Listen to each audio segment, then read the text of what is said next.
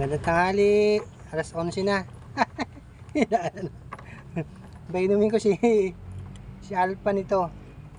Ito yung dapat sa pusa eh. Yung binili ko para dun sa Pebukan Dalakat.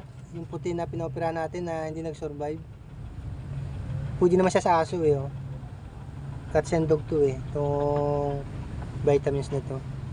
250 ang bili ko dito. Bibigyan ko lang kay Alpha Dog. Para ano, hindi siya tamaan ng sakit. Bago pa nga oh. Hinaamo niya na oh. Sabi sa akin ni Doc, 4 ml. 4 ml. Give 2 to 6 ml oral daily. Pwede siya hanggang 6 ml. Malaki to si Alpha Dog eh. 5 ml ang lalagay ko sa kanya. Gusto raw niya oh. Vitamins. Vitamins. Makikita niyo ba siya? Ayan oh. Hindi lang ha. Saglit. Ilan ba to? Laman ito. 5 ml. 5 ml pala to. Malaki to oh.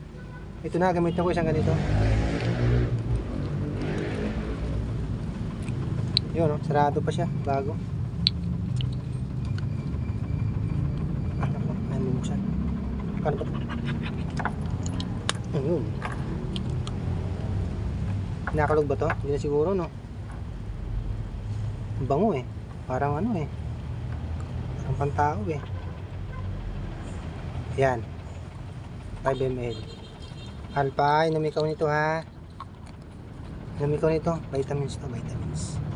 Inom ang Alpha. Ang Alpha Dog namin. Ayun. Sayang to, pang muna yun. Dali. Yun. Magaling pala to uminom. Nainom niya lahat.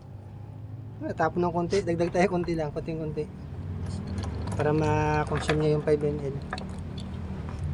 Ano ng konti. Konti lang. Mga yan, 0.5. 0.5. Sayang yung 0.5 eh. Alpha! May kunti pa tayo. Inom. Hoy, galing. Very good.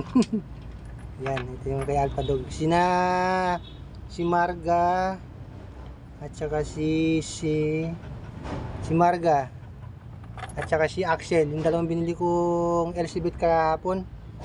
May nagpadala kasi sa atin na isang followers natin. Binili ko nun.